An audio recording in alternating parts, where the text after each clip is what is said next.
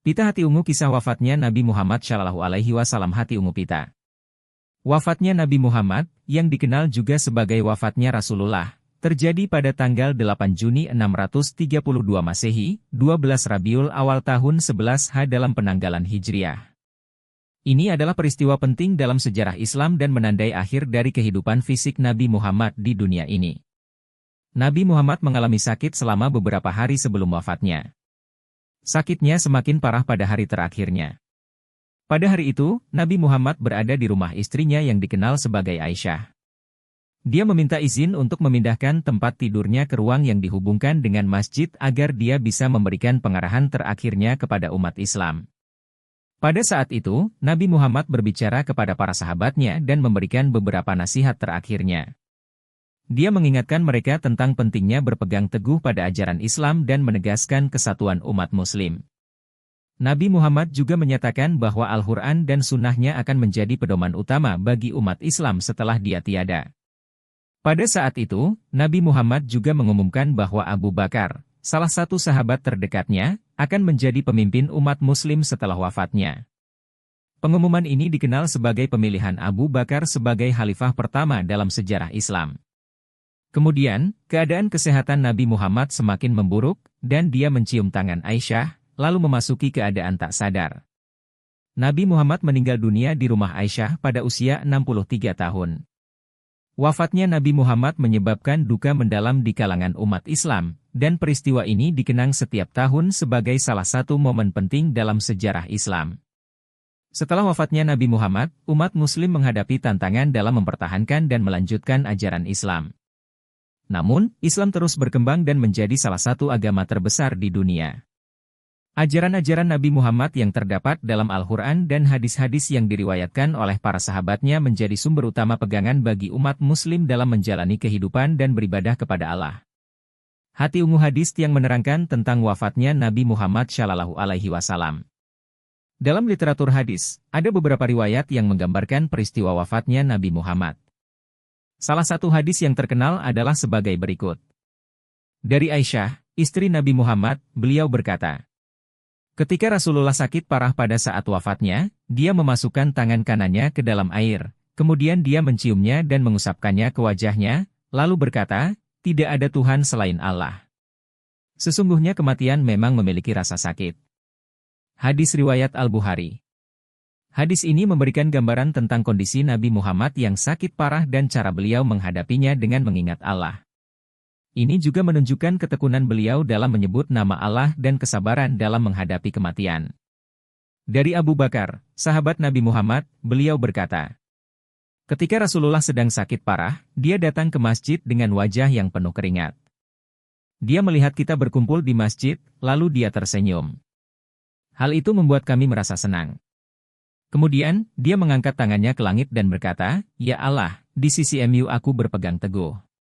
Setelah itu, dia pulang ke rumahnya dan menghembuskan napas terakhirnya di pangkuanku. Hadis riwayat Abu Dawud. Hadis ini memberikan gambaran tentang keadaan Nabi Muhammad saat sakit parah dan masih menunjukkan keimanannya dalam menghadapi kematian. Ini juga menyoroti kehadiran para sahabat di sekitarnya selama periode sakitnya dan momen terakhir Nabi Muhammad di dunia ini. Hati Ungu. Detik-detik terakhir Rasulullah Shallallahu Alaihi Wasallam. Pada saat-saat terakhir kehidupan Rasulullah Muhammad Shallallahu Alaihi Wasallam, tanda-tanda datangnya ajal mulai tampak. Aisyah, istri tercinta Nabi, menyandarkan tubuh beliau di pangkuannya.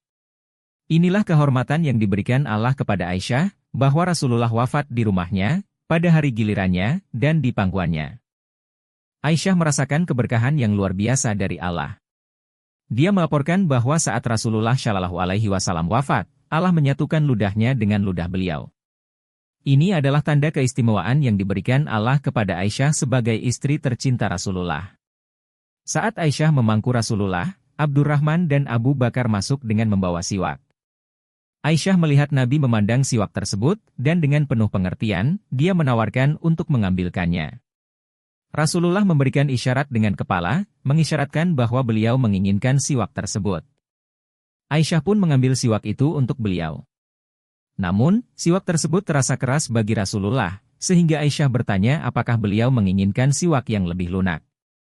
Rasulullah memberikan isyarat dengan kepala bahwa dia setuju, dan Aisyah melunakkan siwak tersebut. Dengan penuh kebaikan hati, Aisyah menyikat gigi beliau dengan siwak tersebut. Selama momen tersebut, di hadapan Rasulullah terdapat sebuah bejana berisi air. Beliau memasukkan kedua tangannya ke dalam air tersebut, lalu mengusapkannya ke wajah sambil mengucapkan, La ilaha illallah, sesungguhnya kematian itu ada sekaratnya. Rasulullah mengingatkan umatnya tentang kepastian kematian dan betapa pentingnya mempersiapkan diri untuk menghadapinya. Setelah bersiwak, Rasulullah mengangkat kedua tangannya yang mulia atau mengarahkan pandangannya ke langit-langit. Beliau berdoa, Ya Allah, ampunilah aku, rahmatilah aku, dan pertemukan aku dengan kekasih yang maha tinggi. Ya Allah, kekasih yang maha tinggi. Rasulullah mengulang kalimat terakhir ini sebanyak 3 kali, kemudian tangannya lunglai, dan beliau kembali kepada kekasih yang maha tinggi. Pada waktu duha yang tinggi di hari Senin, 12 Rabiul Awal 11 Hijriah, atau tepatnya pada tanggal 8 Juni 632 M, Rasulullah Muhammad Shallallahu Alaihi Wasallam berpulang ke rahmatullah pada usia 63 tahun lebih 4 hari. Detik-detik terakhir ajal Rasulullah Shallallahu Alaihi Wasallam merupakan momen yang menggetarkan hati. Meskipun beliau menghadapi kematian, Rasulullah tetap berhubungan dengan Allah dan berdoa dengan penuh kerendahan hati. Pesan yang terdapat dalam momen ini adalah pentingnya mempersiapkan diri kita untuk menghadapi ajal, mengingat bahwa kematian adalah bagian yang tak terhindarkan dari kehidupan ini. Dari wafatnya, Nabi Muhammad dengan suara terbata-bata sempat memberikan petuah dalam khutbah. Wahai umatku, kita semua ada dalam kekuasaan Allah dan cintanya. Maka, taati dan bertakwalah hanya kepadanya.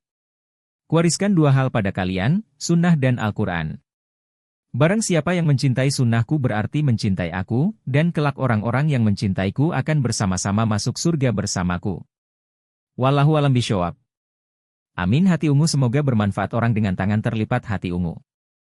Pita hati ungu, pita hati ungu, pita hati ungu, pita.